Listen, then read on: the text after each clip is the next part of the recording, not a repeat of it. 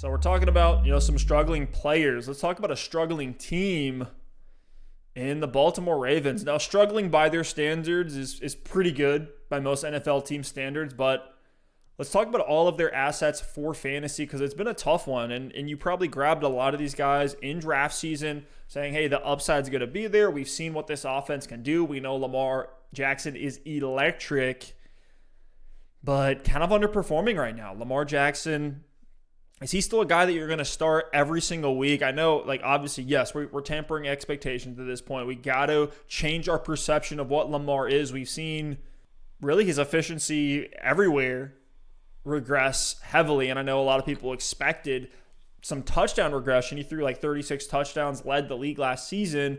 We could probably tell you that wasn't going to happen again, but especially in that game against New England, I'll cut him some slack in that one because of how bad that weather was, especially in that final drive. It was like the football gods parted the clouds and allowed a storm to come in just so the Patriots could get a win. But for Lamar Jackson, if you're sitting there with, let's say, a Justin Herbert, an upside play, are you going to get cute and take Lamar out of your QB spot? I'm still starting Lamar, man. The upside because of the rushing baseline is just incredible. And first, I just think it's so funny that this struggling Ravens team is 6-3, and I'm a Colts fan, and I'm ecstatic that we're 6-3. The Browns are 6-3, and I'm sure you're feeling pretty good too, Steph, as a Browns fan. And it's a tragedy for Ravens fans. I live in Baltimore, and you would think they were literally the Dallas Cowboys after that Patriots game, but. Honestly, was that Sunday or Monday night? I think it was Sunday night. I don't know what day it is, but I'm throwing that game out the window. This is more about what we've seen for the full season. That was a absolute downpour, monsoon, windy game in Foxborough. It's freezing outside. Lamar looked like he just wanted to go home the whole game. And, it was so sloppy, so hard to move the ball. Tough game for the Ravens, but I'm throwing that one out. But to your question, Lamar, Justin Herbert are guys in that tier. I'm still starting Lamar because of what we know he can do. Not much has changed for this Ravens team other than these defenses are allegedly scheming up things better, calling out the plays before he snaps the ball, as Lamar Jackson's putting it. But you have to roll out Lamar Jackson if you've got him on your team. Unless I have Kyler, Josh Allen, Russell Wilson, or Patrick Mahomes, I'm going Lamar every single week. And I'm just not even thinking about it. Just because if you sit him, it's going to be the 35-point explosion. But he has, let fantasy managers down this year. If you drafted him in that first or second round, you needed him to be the quarterback 1 or 2 this season, way ahead of the pack. And you look at where he is right now, full season, he's sitting at QB9, right in between Justin Herbert and Teddy Bridgewater. So it's been super disappointing so far. But Lamar is still a must start for me every single week, regardless of matchup. Do you agree with me there, Steph? I know you're one of the biggest Justin Herbert truthers out there right now. So if you're staring down your lineup, Lamar Jackson and Justin Herbert, who are you rolling out there? Is it a decision based on matchup, or is it one guy or the other every single week? Well, even if it is a decision based on matchup, it's probably still going to go to Lamar Jackson, but I would still start Lamar. He's still averaging 10 rushing attempts per game and running at one of the highest efficiencies in the NFL at 5.8 yards per carry. He also has a couple touchdowns on the ground. You just know the passing upside isn't going to be there. Lamar hasn't hit 30 fantasy points yet in a game, which he did many times last season, but still producing enough. Worst case scenario, he's putting up 17 points against the Pittsburgh Steelers. Maybe in the wrong game script, he's going to 14 points as his absolute floor. You can do worse than that at the QB position. Maybe against Pittsburgh in Week 12. That's the only other time I would consider benching him if I had a fantastic streamer smash play that I could plug in.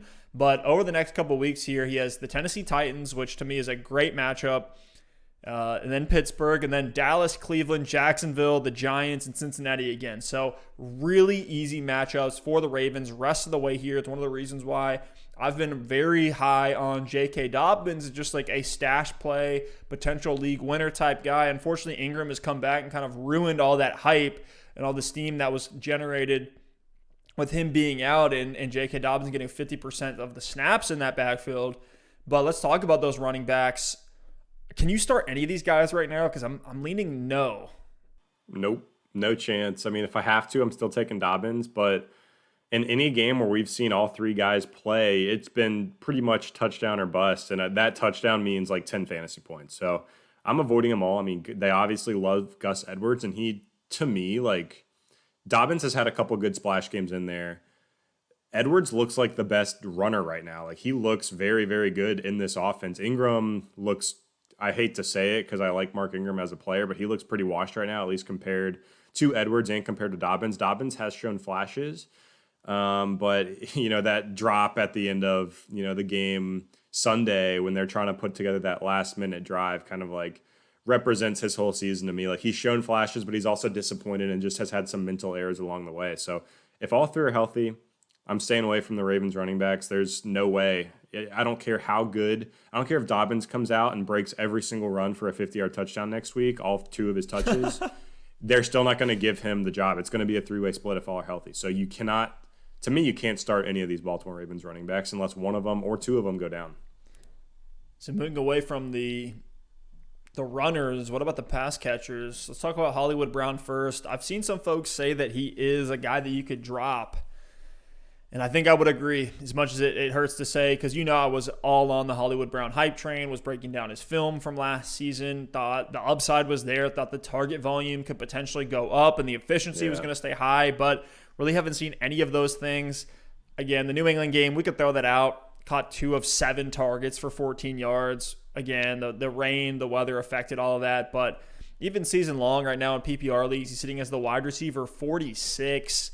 And if you started him a lot of weeks, he's burned you a couple 3-point outings, less than 10 points.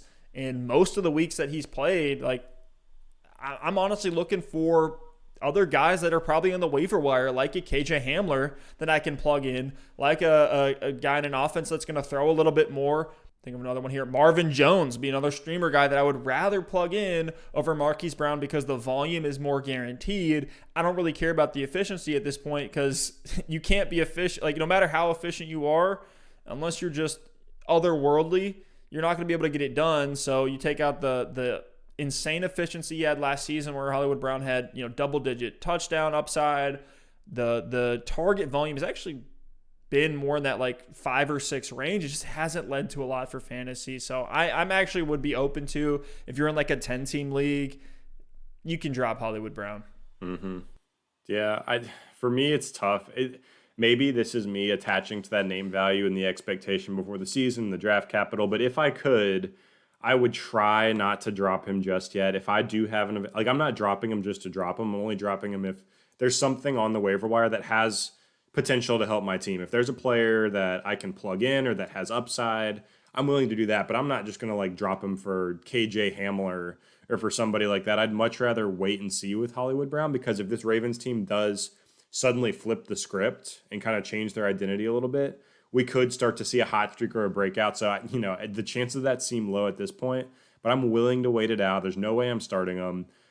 In the 3 games since the Ravens bye, Hollywood Brown has 6 catches, 55 yards, and a touchdown. That's in 3 games. So 17 fantasy points in 3 games. That's absolutely brutal. Rashad Perriman and Randall Cobb are averaging more fantasy points per game this year than Hollywood, just like we all predicted, right? So for me, this Ravens team is pretty simple. You're not starting Hollywood Brown. You're not starting any other running backs. There's no other receivers worth touching. Mark Andrews, still a must-start every week. I know he's been disappointing. Last week, he was the tight end 1 with 13 fantasy points. That's how brutal the tight end position is. So you're starting Andrews, you're starting Lamar, not really touching anybody else.